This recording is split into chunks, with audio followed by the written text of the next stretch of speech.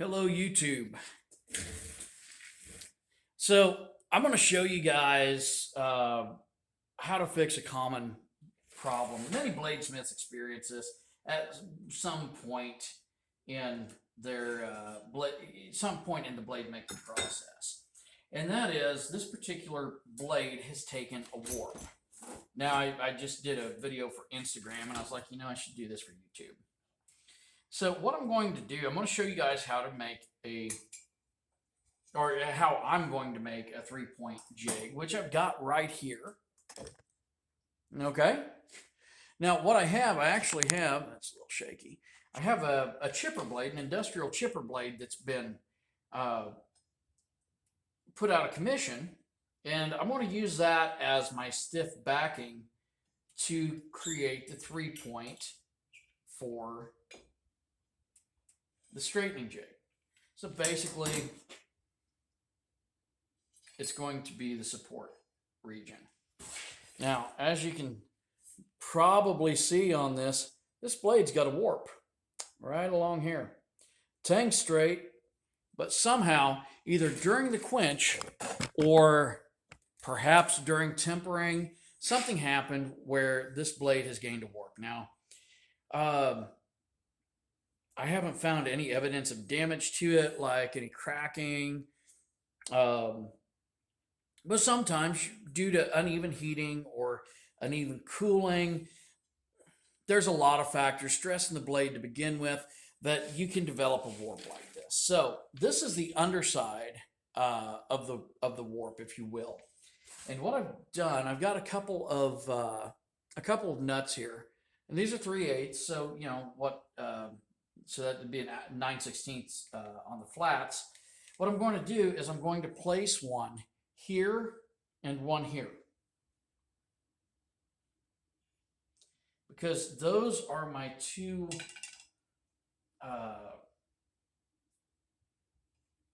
basically the extent of the warp. So I'm going to lay this out here.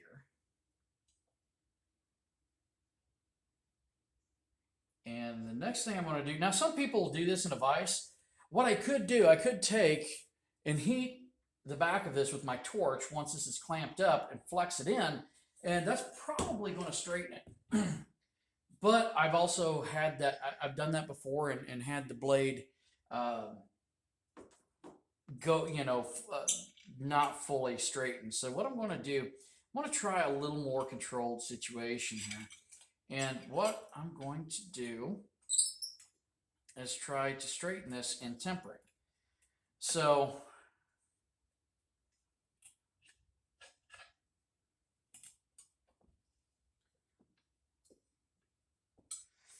I've got this point secured. Now, make sure that blade nut is good.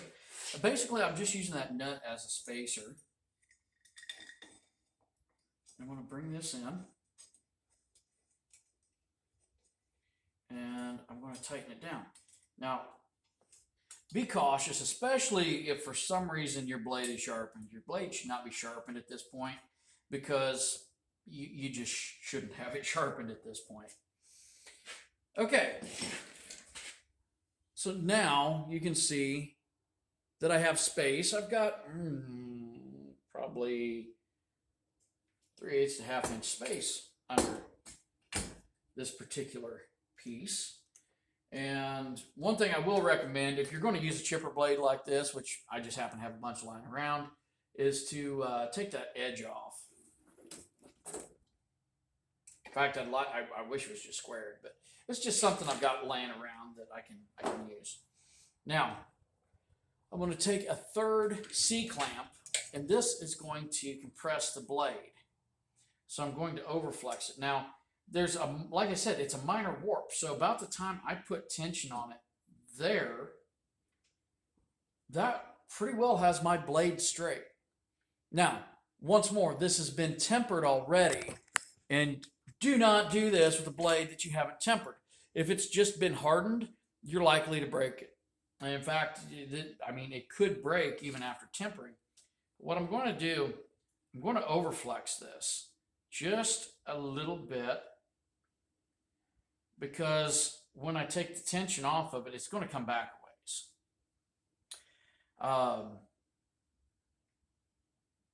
For anyone who's worked with longer blades, if you make swords, anything like that, you may experience some warpage from time to time. Something like this, you're going to notice warpage on a blade that's longer more than you're going to notice on a short blade. In fact, some of the short blades, the warpage may be so minimal that it's not noticeable.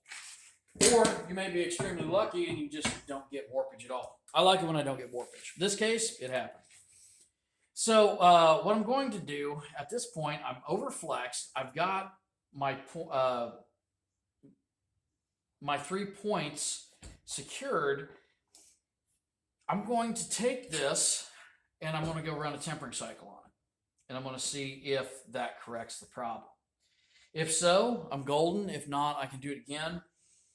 And if it doesn't work after that, I'm probably going to go ahead and use a torch, blue back it, and flex it just to get it to where I want it to be. Kind of tips and tricks from the shop. I hope it's been somewhat educational, and I hope it helps you out. You guys have a good one. Be sure to like and subscribe. Later.